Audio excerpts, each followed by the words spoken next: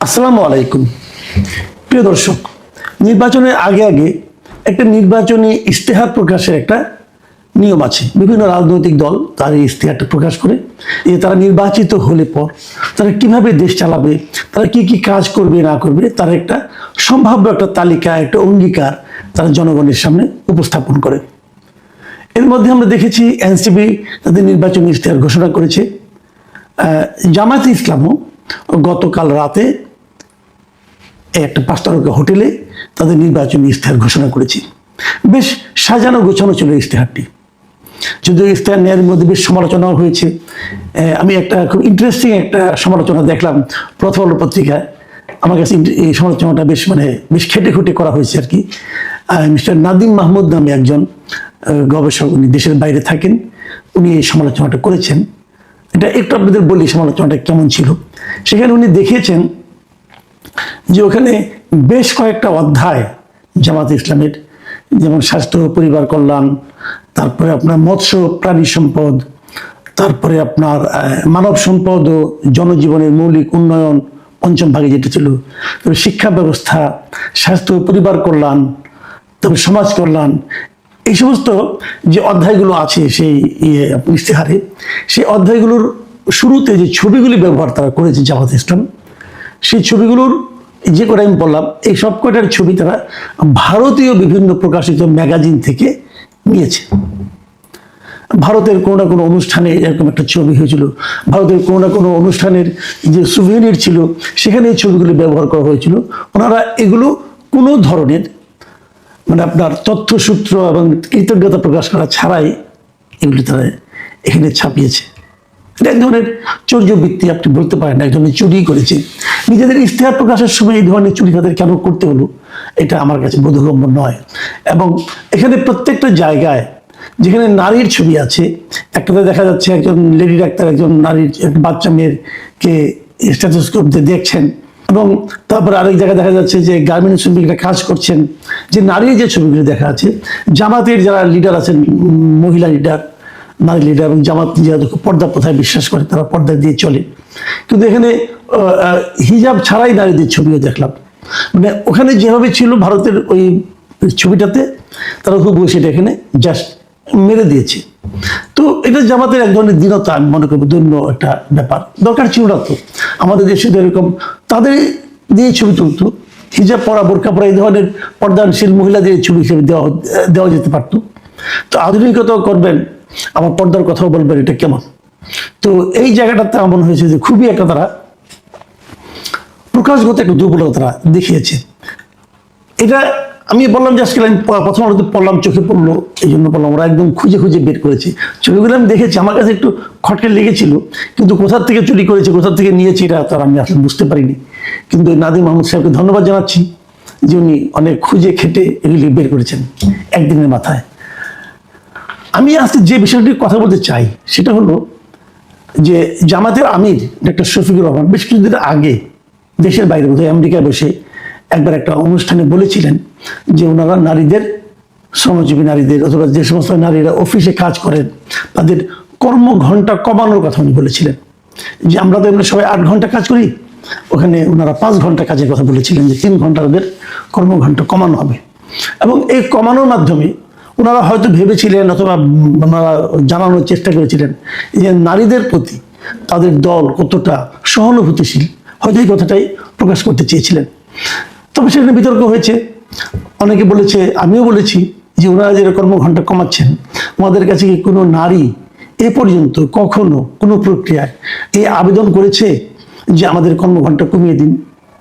এটা একদিক দিয়ে উনি হয়তো একটা লজিক দেখানোর চেষ্টা করেছেন যে নারীরা তো ঘরেও কাজ করে, আবার বাইরেও যদি সমানই কাজ করে তাহলে কেমন চলবে?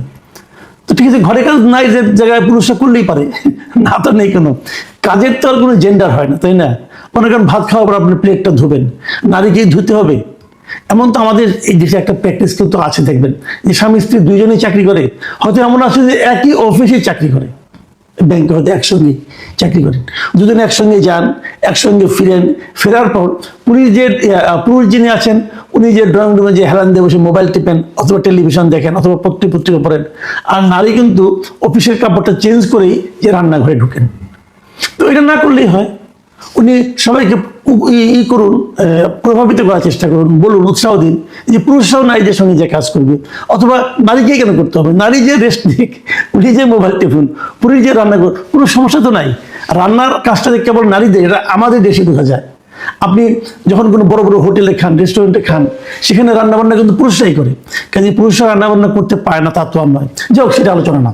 আলোচনার বিষয় হলো যে এই যে নারীদের কর্মঘণ্টা কমানোর যে ব্যাপারটা, এটা আবদারটা কি করেছিল ওনার কাছে? কেউ করেনি। এবং বলার চেষ্টা করা হলো যে 3 ঘন্টা কমালে মেয়েদের জন্য একটা উপকার হবে, নারীরা এরকম সুবিধা পাবে। কিন্তু আসলে কি তাই পাবে? আমি অনেক অফিসে জানি যে এমনিতে আপনি দেখবেন যে নারী পুরুষ সমান চাকরি কিন্তু হয় না। আপনি দেখবেন অফিসে নারীর সংখ্যা কম, যে কোনো বেসরকারি অফিস বলেন, সরকারি অফিস বলেন, পুরুষের তুলনায় নারীর সংখ্যা কিন্তু কম, নারী কর্মীদের সংখ্যা কম। বেসরকারি অফিসে তো আমি দেখেছি যে তারা নারী কর্মীদেরকে নিতেও চান না, অনাগ্রহ। আমি নিজে অনেক পত্রিকা, অনেক মিডিয়াতে চাকরি করেছি, আমি দেখেছি মিডিয়ার বড় বড় মালিকদেরকে, কর্তাদেরকে রিক্রুটমেন্টের সময় বলতে যে দেখবেন যেন মেয়েকে কম নেওয়া যায়। ধরেন 30 জন রিপোর্টার আছে, আমি যখন মিডিয়াতে ছিলাম, 30 জন রিপোর্টারের মধ্যে বলা হলো যে ঠিক আছে 4 জন 5 জনের বেশি নারী নিয়েন না। এবং রেশিওটা এরকমই হয়। আপনি টেলিভিশনের রিপোর্টার দেখবেন, পত্রিকায় দেখবেন, যদি 30 জন অথবা 40 জন রিপোর্টার থাকে, 30 জনের মধ্যে 6-7 জনের বেশি নারী পাবেন না আপনি। এর কারণটা কি? এর কারণ হলো তাদেরকে মালিক পক্ষ অথবা ওনারা বলার চেষ্টা করেন যদি একজন নারীকে নেওয়া হয় তাহলে ওনার মনে করেন শারীরিকভাবে ধরেন জন সন্তান হবে, তখন তাকে আবার বেশ কয়েক মাস মাতৃত্বকালীন ছুটি দিতে হয়। এটা তারা দিতে আগ্রহী না। তারা বলবেন তখন সময় তারা বসে বসে বেতন নেবে, অতএব নারী আমরা নিব না, কম নিব। তো এইভাবে যখন আপনি ভাববেন তখন এই সমস্যাগুলি কিন্তু আসলে তৈরি হয়। তাহলে এমনি নারীদেরকে নিতে চান না, তার মধ্যে যখন আপনি কর্মঘণ্টা কমিয়ে দিবেন তখন তো মেয়েদেরকে আরো নিতে চাইবে না, বলবে কি যে ওনাকে যদি আমি নেই তাহলে তো ওনার কাছ থেকে আমি 5 ঘন্টার কাজ পাবো, তার কাছ থেকে আমি 8 ঘন্টার কাজ পাবো না, তাহলে তাকে আমি নেবো কেন? এই বিষয়গুলো কিন্তু আসবে। তাতে কি হবে? আপনি নারীদের কর্মঘণ্টা কমিয়ে আসলে নারীদের অংশগ্রহণটাই কমিয়ে দিচ্ছেন। কাজে এটা খুব প্র্যাকটিক্যাল কোনো চিন্তা না, এবং এটা মানে সারা দুনিয়াতে গ্রহণযোগ্য কোনো চিন্তাও কিন্তু হবে না। আবার ধরুন আমার এখানে যে নারী 5 ঘন্টা কাজ করবে এবং এই কর্মঘণ্টায় এইভাবে কাজ যারা অভ্যস্ত হয়ে যাবে, তারা যখন দেশের বাইরে যাবে, ওখানে যে যখন নারী পুরুষ সমান সমান কাজ করতে হবে, তখন উনি কিন্তু অনভ্যস্ততার কারণে পারবেন না এবং উনি আরো বিপদে পড়বেন। কাজে এটা খুব লজিক্যাল না। যাই হোক, এই জামাতে ইসলামের যে আপনার ইশতেহার গতকালকে প্রকাশিত হয়েছে, সেখানে কিন্তু নারীদের এই কর্মঘণ্টার বিষয়ে কোনো কিছুই বলা হয়নি, বরঞ্চ নারীদের জন্য বিভিন্ন প্রজেক্টের কথা বলা হয়েছে। তো যখন বলা হয়নি, এটা হয়তো অনেকে ভাবতে পারেন এটা একটা স্বস্তির খবর, কিন্তু না, এটা স্বস্তির খবর নয়। এই ইশতেহার প্রকাশ অনুষ্ঠানেই জামাতের আমির যখন বক্তব্য দিয়েছেন, তিনি আবার সেই নারীদের কর্মঘণ্টা কমানোর বিষয়টিকে সামনে নিয়ে এসেছেন। উনি বক্তৃতা দেওয়ার সময় সে কথাটা বলেছেন। তিনি যেখানে বলেছেন যে নারীদের কর্মঘণ্টা নির্ধারণে জামাতের একটি পরিকল্পনা রয়েছে, পর্যায়ক্রমে সেটি বাস্তবায়ন করা হবে। মাথায় রাখবেন, পর্যায়ক্রমে সেটি বাস্তবায়ন করা হবে। এবং তিনি সেটা ব্যাখ্যা করেছেন যে এক্ষেত্রে জামায়াতের পরিকল্পনা হলো একজন নারী শিল্প কারখানা বা প্রতিষ্ঠানে যত ঘন্টা কাজ করবেন তার টাকা মালিক পক্ষ দেবে, বাকিটা সরকারের দায়। তার মানে একজন মালিকের এখানে যদি একজন নারী শ্রমিক 5 ঘন্টা কাজ করে, তাহলে উনি 5 ঘন্টা বেতন পাবেন, কিন্তু ওনার তো 8 ঘন্টা কাজ করতে লাগে। এই যে বাকি যে 3 ঘন্টা, এটা সরকারের দায়। মানে কি? তাহলে সরকার তাকে দিবেন নারীকে, যদি উনি ক্লিয়ার করেন নাই, উনি সরকারের দায় বলেছেন, ধরলাম সরকারি এটা নারীটাকে আরো 3 ঘন্টা টাকা দিলেন, তাহলে নারীটা হয়তো চলে গেল, কিন্তু এর মাধ্যমে ওই প্রতিষ্ঠান কি নারী শ্রমিক নেওয়ার জন্য আগ্রহী হবে? হবে না। এটা হবে একটা জটিল সমস্যা। আর যদি এটা একটা বিপ্লবী এবং যুগান্তকারী পদক্ষেপ হয়েই থাকে, তাহলে ওনারা এটাকে ওনাদের ইশতেহারে আনলেন না কেন? ইশতেহারে কেন আনলেন না? আনেননি কারণ ওনারা ভেবেছেন এটা ইশতেহারে আনলে হয়তো একটা বড় বিতর্ক হতে পারে এবং এটা ডকুমেন্টেড একটা বিষয় হয়ে যাবে।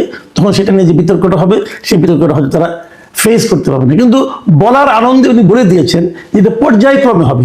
পর্যায়ক্রমে মানে আজকে হবে না, আজকে কিছু হবে, অথবা ধরুন এই প্রতিষ্ঠানে হবে, হয়তো প্রথমে হয়তো ব্যাংকগুলিতে হয়ে গেল, তারপর হয়তো শিক্ষাক্ষেত্রে হয়ে গেল। এখন ভাবেন তো আপনি শিক্ষাক্ষেত্রে, ধরেন স্কুলে টিচার, একটা নারী মানে 5 ঘন্টা পরে চলে গেল, তাহলে স্কুলের কি হবে, যারা স্টুডেন্ট তাদের কি হবে? ওখানে যারা নারী শিক্ষার্থী তারাও কি কম পড়বে? তারাও কি 5 ঘন্টা পড়বে? ঘটনাটা কি হবে তাহলে? তাহলে যদি তারা 8 ঘন্টা পড়ে, তাহলে পুরুষ শিক্ষকদের উপর চাপ বেশি পড়বে না?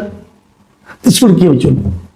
তো এই যে ইমব্যালেন্সটা, এটা কিভাবে থামাবে আমি জানি না। আমার ধারণা কি জানেন, এগুলো খুব একটা গবেষণা হয়নি।